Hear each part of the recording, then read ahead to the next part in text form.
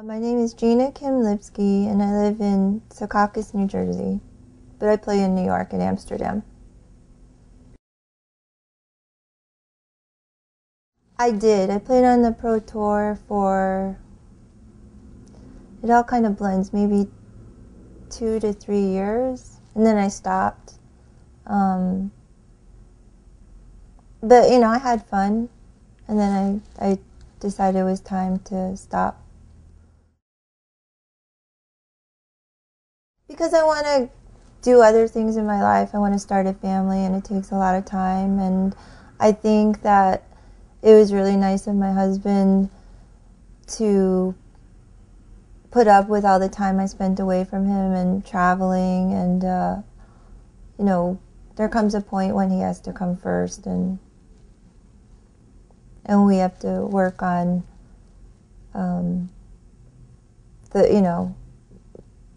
putting together the rest of our life. I was born here. My parents are from Korea. They both came over when they were in college. And they actually met when they were in Korea, because my dad was best friends with my uncle. And my dad's first impression of my mom, he thought she was a brat, but then when he saw her as a mature woman, he thought she was really beautiful, and they hit it off, and they got married, and here I am. So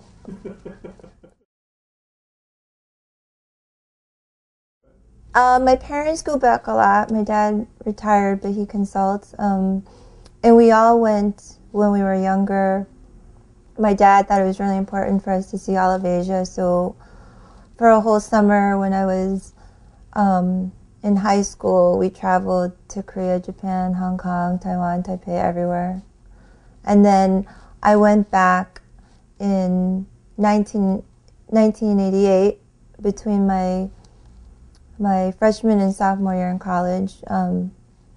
There's a program for students, and we all go there and hang out. And it's not, it's something that we all do. It's like summer school for Korean Americans in Korea.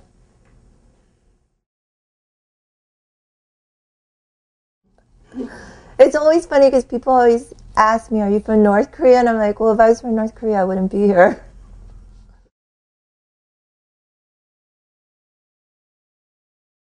I think with people in my generation, I don't know if it really comes up that much. I mean, we all just think that, North Korea's, the president's just a nut. He's a kook, and that's it. My mother's originally from North Korea, and, when the war broke out, she traveled down, and then they settled in South Korea, and that's where she met my dad.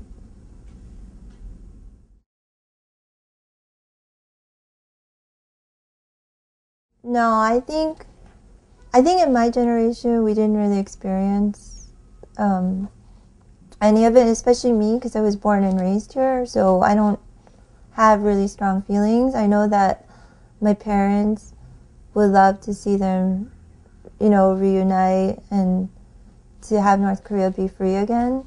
But it's not a discussion that really comes up a lot, and it's kind of funny because most of my friends are Korean. Like, I grew up and hung out mostly with Korean people, and we never really discussed it that much. I guess it was just like that's how it is, that's it. I was born in Iowa. I was born in Iowa City, Iowa, and then I was raised for a couple of years in the South, in Virginia. And then we moved to Massachusetts, and then we moved to New Jersey when I was 7, and then I've always been in New Jersey and New York since.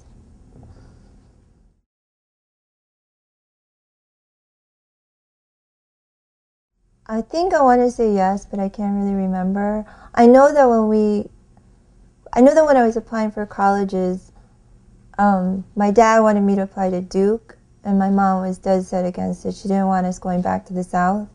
So she may have felt it when we were there. But my dad loves the South. He went to school in Texas.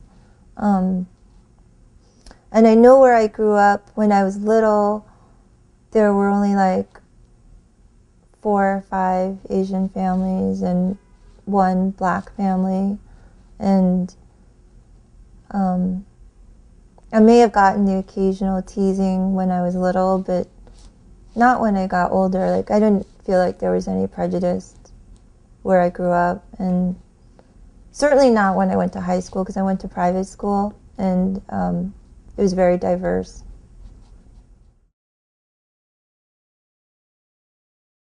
Yeah, my dad was young, so he wasn't drafted into the Army. And I think there's a big age difference between him and his brother, so his brother was older, I think too old to be going into the Army.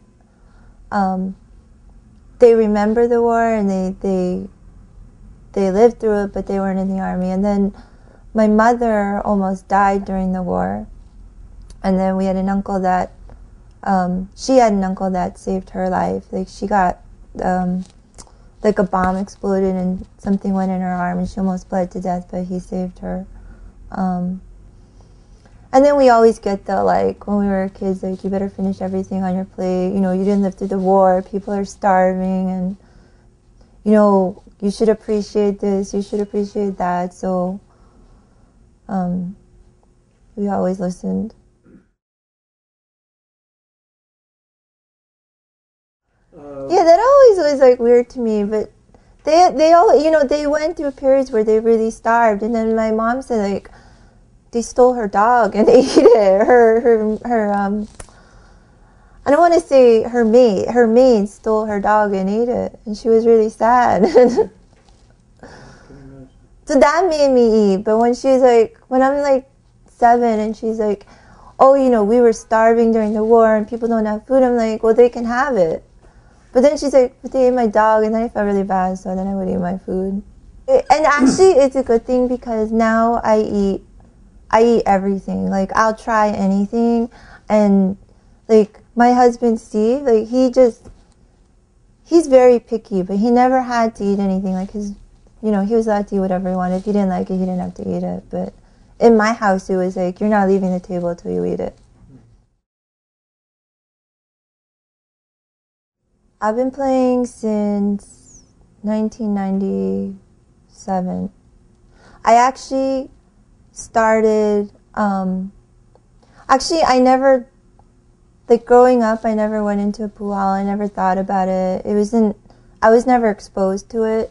And then when I graduated, I moved to the city, and I had a boyfriend who used to play, and I never wanted to go. It just looked like a silly game to me, like people pushing balls in pockets, and I just didn't get it. Like, I didn't understand how that was fun, and I'd rather go to a cafe or go to a movie or something. But he started playing with this girl, and I didn't like that. So, I mean, because I would be like, where are you going? He'd be like, I'm going to go play pool with Nikki. I'm going to go play pool with Nikki. And I was like, you know, Nikki's really pretty. And I was like, well, you know, I don't like that. So I decided to, at the same time, my sister and my roommates played in the league. They picked up a thing from the Learning Annex for Amsterdam Billiards. So they joined a team, and they only did it because they wanted to meet guys. They said, you know, a fun way to meet people. So I decided that, you know, we should form a team, because if I become friends with her, then she won't do anything. So I made this team, and we all played together, and I actually ended up being like best friends and roommates with her, and the guy got kicked to the side. And then that's how I started, but we still didn't really play. We just would go in there and gamble. I mean, it was kind of silly because we didn't know how to play. We just gamble on anything. And then around like 1997, I quit my job, and I had nothing to do, so I just went to the pool hall, and that's how I started.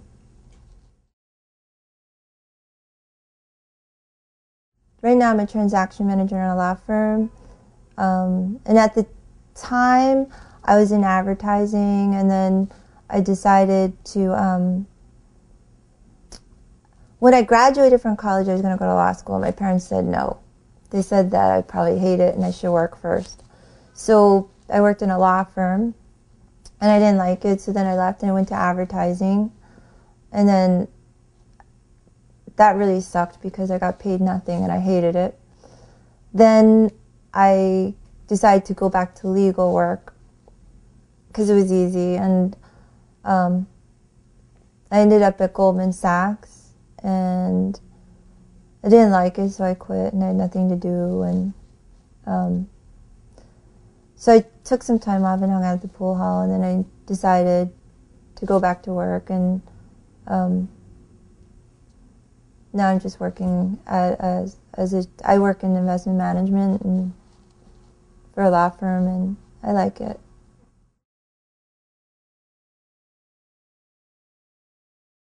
If it wasn't for pool, I wouldn't have met my husband, probably. What happened? When I started playing pool, I got really lucky because two people picked me up, Johnny Ervolino and Stu Matana, and they started teaching me, you know, because I guess they saw me there, and I didn't know what I was doing. So Stu was really nice, and he started teaching me stuff, and we became really good friends. And he's the one who introduced me to Steve. And yeah, if it wasn't for Stu, I probably wouldn't have met him. I remember being in the pool hall and my friend Bob always being like, oh, there's this new kid on the east side, Steve Lipsky, he's so good, he's really skinny, he's so good, right? And I'd be like, whatever, right? You know, like, I'm happy on the west side, right? And then he's like, oh, let's go to the east side and watch this kid, Steve Lipsky. And I'd be like, oh, you know, whatever. And he'd be like, oh, he's like a 100-ball runner. And I'd be like, to me, you know, even at that point, like, 100 balls meant that he was like alien to me. So, but then, I never did go to the east side, but then like one day he was on the west side and Stu introduced us, and he's like, oh, you know, I guess I was like one of Stu's first students, so he asked Steve to play me and tell him what he thought of my game and stuff like that. And so Steve played with me, and he's like, oh, you know, she's good, she's got a lot of talent, she's not bad. And then like later after we were married, he told me, oh, you really stunk, you were so bad. I just said that because I liked you. So I was like, oh, okay. And he hustled me too. No, before we started going out, he hustled me. He said, we're going to play. He's like, I'll play left-handed. I said, okay, right? I think this will be a piece of cake. And then I realized he's left-handed. After I got hustled and I lost. But it turns out that even right-handed, he could beat me anyway. So it didn't matter. Not anymore. But in the beginning, we used to fight a lot. And because, you know, I love him, you know, you take everything out on the ones you love first. Like, he got a lot of it. But when we first started going out and were serious, I was, you know, I'm still not a great player, but I mean, I was really bad. I think I was like you know, I was still not that you know, there's anything wrong with being a D+, but I was still in the beginning stages. And I think when I hit like C level, I think this happens to a lot of people. You think, oh, you know, now I'm good. You don't want to listen to people. And, you know, he would tell me this is wrong, that's wrong. And I'd be like, you know, I would try to listen. But like when I couldn't do it, like he'd be like, hit it like this. And when I couldn't do it, I would get really frustrated and mad and take it out on him. And we used to get in a lot of fights. And he'd be like, you know, I'm not going to teach you anymore if you don't behave like an adult. And I was a terrible, really terrible, bad person back then. I used to like get really mad. I would like throw my stick. I would throw my stick at people. I would break my stick. I once threw my wallet across the room, and for some reason I had like $500 in 20s in it, and they went flying all over the Amsterdam on the floor, and I just stormed out, and he had to pick everything up, and he was so mad. And I think that was the day he said, if you ever do anything like that again, I will never help you. And that was when I stopped. He really laid down the law. And, you know, now that I'm getting better and he's helping me get better, like, and I see the benefits of being open-minded and rational, like, we never fight anymore. But he used to even go around and tell people that ever since I started playing, I just gambled. Like, Stu, like, it was really weird, like, the whole progression. Like, I met Stu, and he started showing me safes, and then he started putting me in these money games, and he would make the best money games. I'd be getting, like, the 5 out from every C player in the room. And he would teach me how to get ball in hand and play the combo, and I would just, you know, so I always gambled. And then as you get better, people want to give you less weight. You know, back then everybody's like, oh my God, you know, I could give her the world. You know, and then you get this frustration level of what, as you get better, you're like, you know, why can't I make that ball every time? Like, you think if you make it once, you should make it all the time. And, you know, obviously, like, if I played good all the time, I wouldn't have been a C player. I would have been like at least a B, you know what I mean? But because I'm not playing good all the time, I'm like a C player, right? But I would get so mad, and I would play people, and I would throw an attitude, and I never cried, but I would, like, throw stuff and stomp my feet. And then Steve went around and told everybody not to play me anymore. He's like, you know, people be like, why does she act like that? And he's like, well, why do you put up with it? Just stop playing her. So I owe my whole attitude and, like, calm demeanor now to my husband.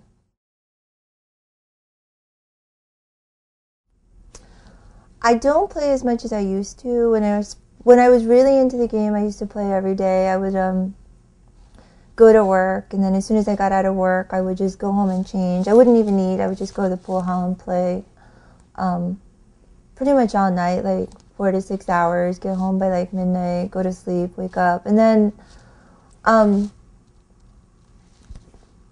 now I play I try to play 4 days a week, but 2 nights are league night. So I don't really necessarily think that counts, because like Thursday team 9-ball, like I don't always play anyway. Most of the time, I mostly play team 9-ball now because I love my team and I like to hang out with them. But I haven't played in a while. And then I try to play Friday and Saturday. And Sundays I like to stay home with my husband. So.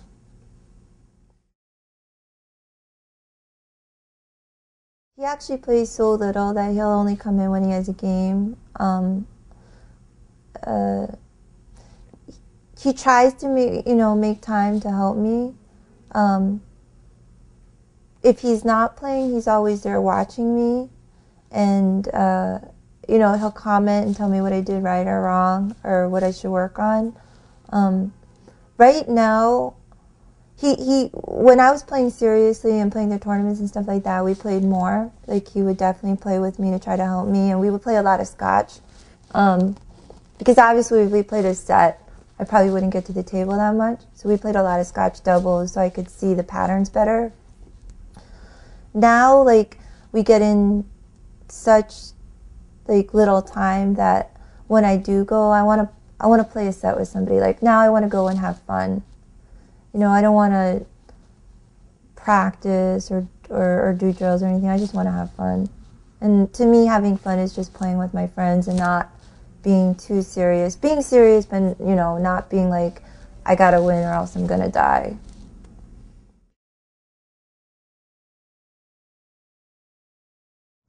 I have beaten him with weight. And I'm positive that the times I did beat, like maybe the one time or 2 times that I beat him even, it was because he was afraid I was going to get mad if I didn't win.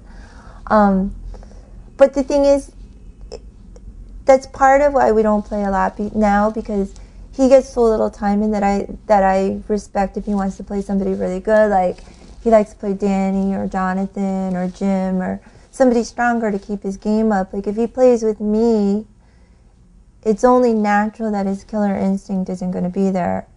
And even if I did win a set, I would just be happy that we got to play together, but I wouldn't be like, wow, I beat Steve, because, you know, I understand that his killer instinct isn't there, and he's going to maybe try to do a different shot than necessarily the right shot, or, you know, we're just enjoying our time together. So I have had to play him serious in straight pool, though, because we have to play in the league playoffs a lot, and he's the only person I've never beaten. Him and Danny, but I've never played Danny in the league. And with the weight, obviously I'm getting weight from all the really strong players. I've beaten most of them, but with Steve, I've never gotten past, I think, like 35 in a race to 150. He always plays really, really hard when he plays straight pool, and I mean, there's nothing I can do, and just be happy that he's running 70s and 80s on me.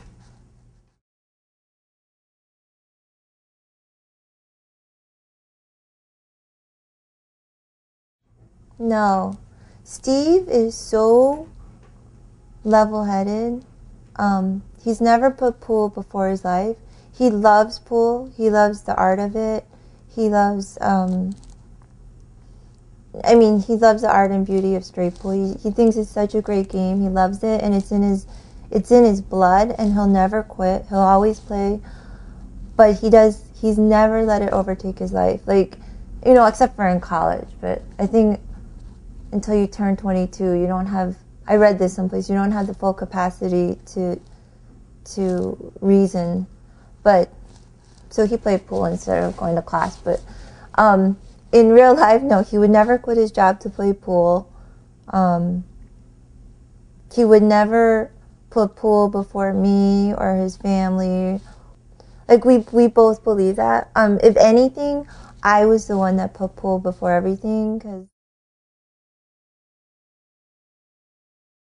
when I was growing up, I was a competitive figure skater. And the whole idea for my parents was to train me. They wanted me to be an Olympian. And, you know, I got to regional levels, you know, Northeast, Easterns, things like that. I never made national level. And they would put me on the train to go to Delaware to train with, like, Ron Ludington and his team. And then during the week, I would be going to Muncie, New York. My coach would pick me up from school. So I would skate before school, during school, after school. So I've always been, I guess, really competitive. So when pool, like, when I started getting better, I just got hooked on it. And then it's just been like this weird progression for me, because I never intended to play pool. I never had this goal, like, I want to be a pro player, things like that. You know, it just so happened that I had nothing to do, and I walked into pool hall, and I met Stu and Johnny Ervolino, and then they started teaching me, and then Stu got me into gambling. And, you know, to be perfectly honest, I think anybody who knows me knows that if I didn't start gambling, I probably wouldn't have even stuck with the game.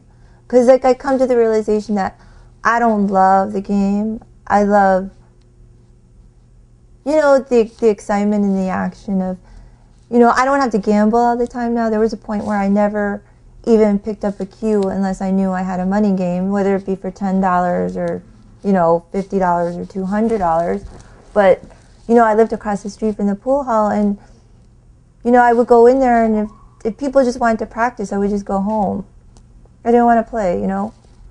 And then for some reason, like, I just started getting good enough to win qualifiers, and then like, I noticed all these other girls playing, you know, and, you know, Jen was a big factor in my desire to wanting to go further, because, you know, like, a lot of the guys used to pit the girls against each other, and they'd be like, oh, you know, so-and-so is getting better, why aren't you getting better, and this and that. And so then I guess my competitive side came out, and then I wanted to do all these things.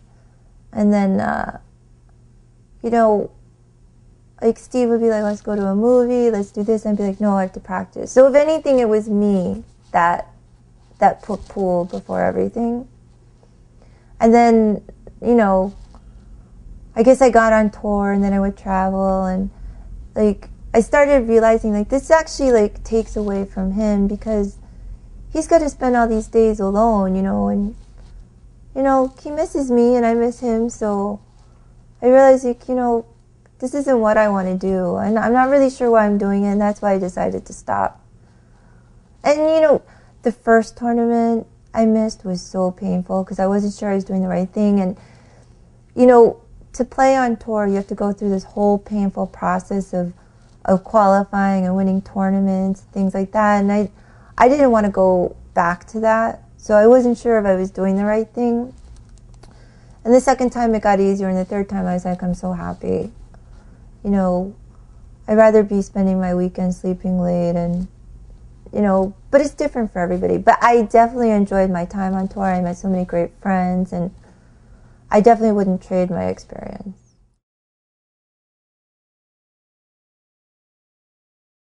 Her and her friends would drop us off at the ice skating rink for lessons while they went shopping.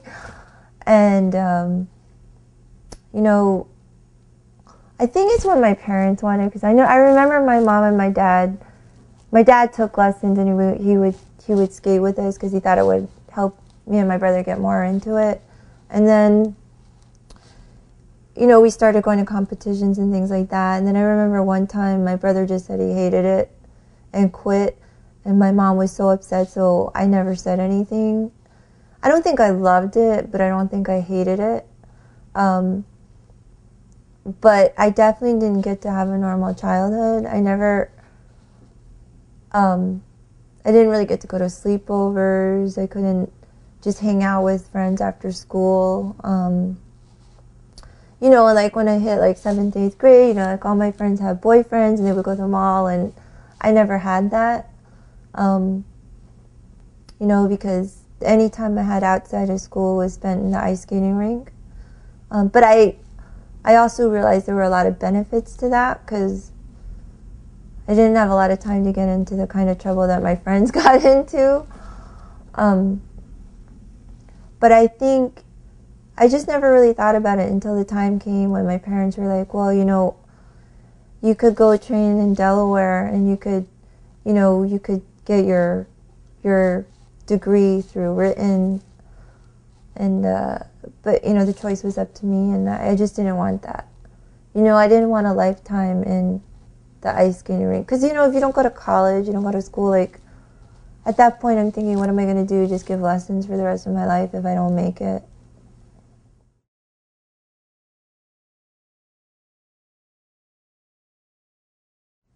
I think for ice skating,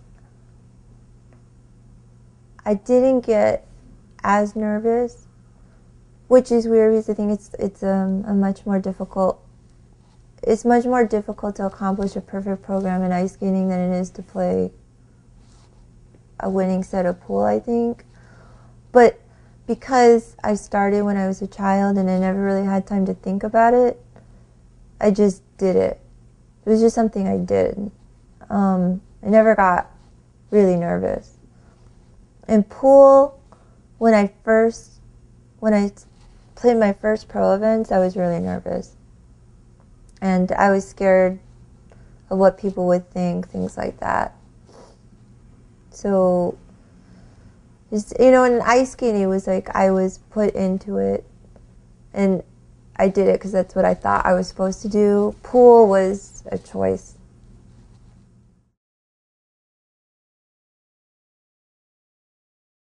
I think it's crazy to put your whole life on hold to play this. And it's not just pool, I think, for anything you do, because you know, it's really hard for me because, you know, I've been there, like I've had a passion for it where it's like all I did. I didn't even sleep or eat. I just wanted to play pool.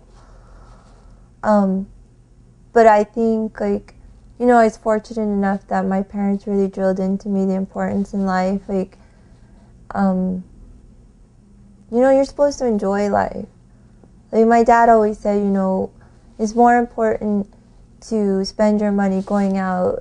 Like, he'd rather spend his money going out and drinking or eating dinner with his friends than buying, like, you know, buying something. because the experiences are so much more important. And I have so many friends that are so passionate about the game, and it's so hard for me to watch them throw everything they have into it. I mean, I know people that don't work because all they want to do is play pool, and they don't go to parties, they go to movies, they don't do other things. Like, all they do is play pool, and you lose, outside of your pool friends, you don't have friends anymore. And I don't know, it's just, I think it's silly because I understand, and I would never want to squash anyone's dream. And I know, like, a lot of these people want to, men and women, they want to be like the next big pro. But, like, in the end, is it really important? I mean, how great is it if you achieve this great dream but you have nobody to share it with? And, like, I love my friends, that I just don't want, like, it's hard to watch them alienate people because they put this first. But, even if they get there, like, even if they get there, like, it's going to mean nothing if you have no one to share it with.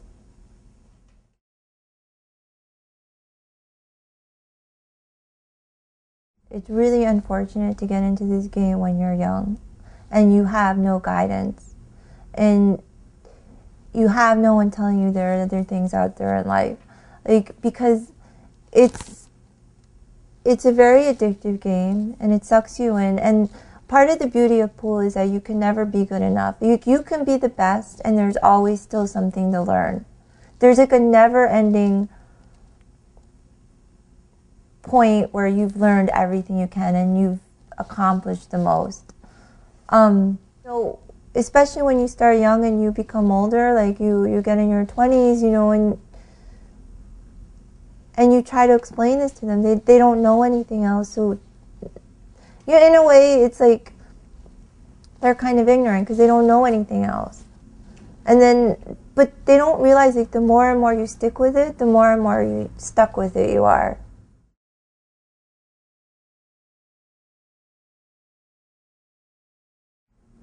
With Steve and I've had many discussions about this, and at first we both said no. Now he wants to teach our kids how to play, and I still disagree, because I don't want my kids growing up.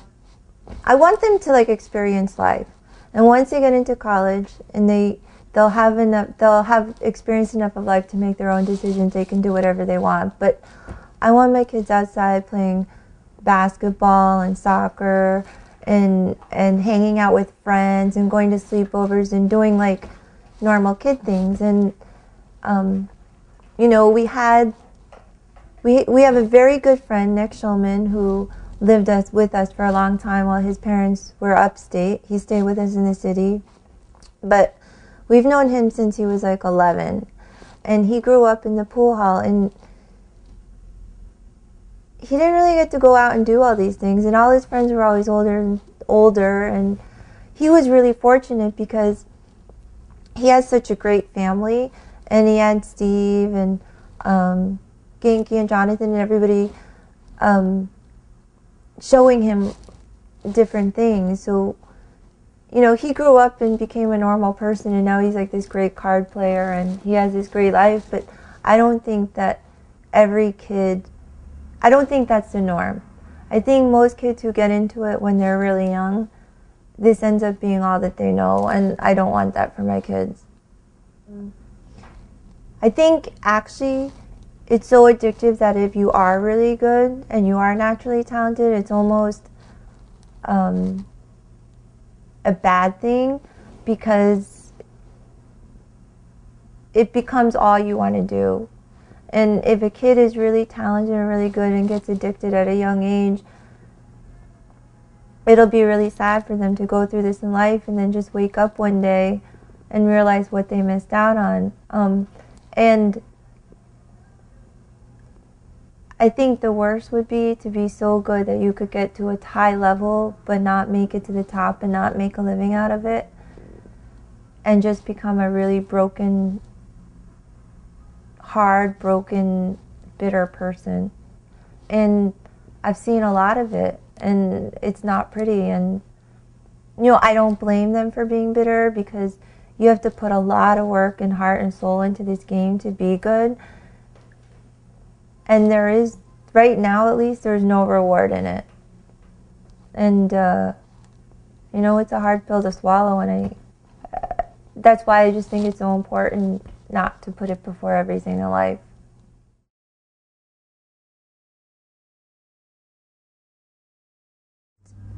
And who am I to say what someone's dream should or shouldn't be, or what they want in life should or shouldn't be? I'm a very practical person, you know.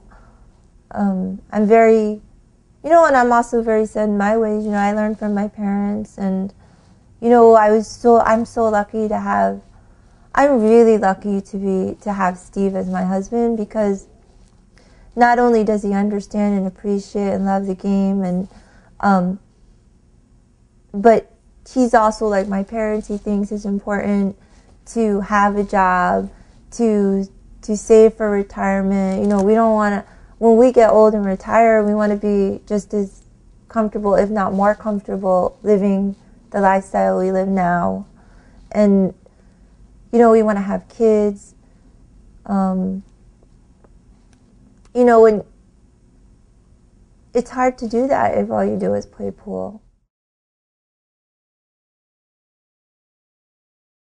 I mean, Mika's winning every tournament now. He's like amazing. He's like the most amazing player. He's so good. Like, this is a testament of like how great he is. Like, he's won so much.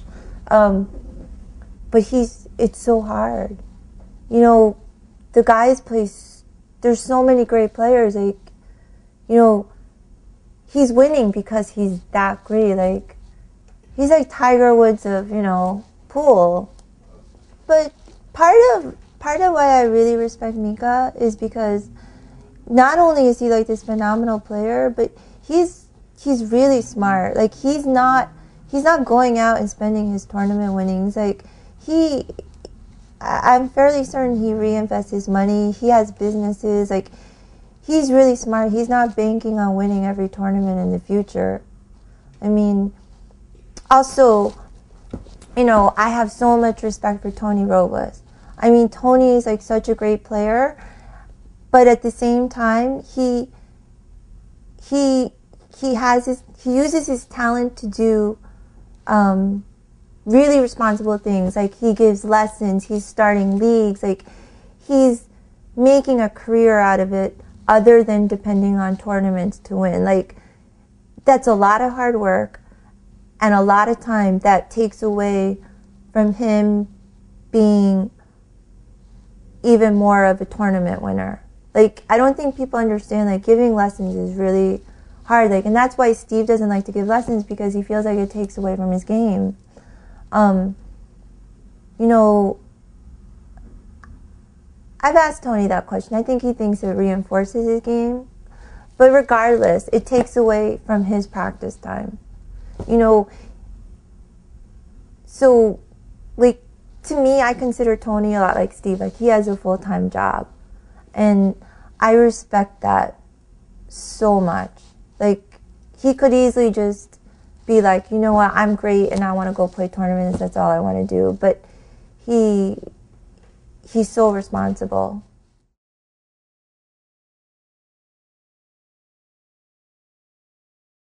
You know, all my circumstances have been, like, as far as pool is concerned, been really lucky. Like, how I got into it, I just fell into it, and then, like, I got, like, some of the best people in New York helping me, you know. And, like, the first pool I ever walked into was Amsterdam, because I know if the first pool hall I'd ever walked into was, like, Broadway or Chelsea, there's no way I'd be playing. You know, it's just not, the game didn't appeal to me anyway. You know, it's going to appeal to me even less in a dive, you know. Although I appreciate, like, the mystery of the underworld of pool, you know, and how people get attracted to it. But, you know, we are so lucky in New York because, you know, we have this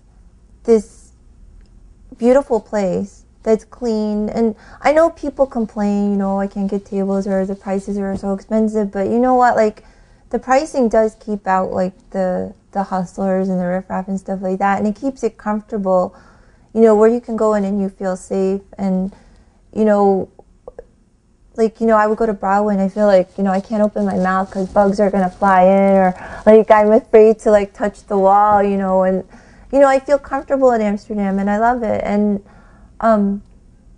you know, we have all these great players, and we don't even have just great players, we have great smart players too, you know, who take, they're champions, but they also have lives, you know, like Mika and Tony and Ginky, you know, Danny, Steve, you know, and Stu is always wants to help everybody. Like, we're so lucky, you know, because I think part of why we have such a strong female contingent in New York is because the guys are so willing to help us.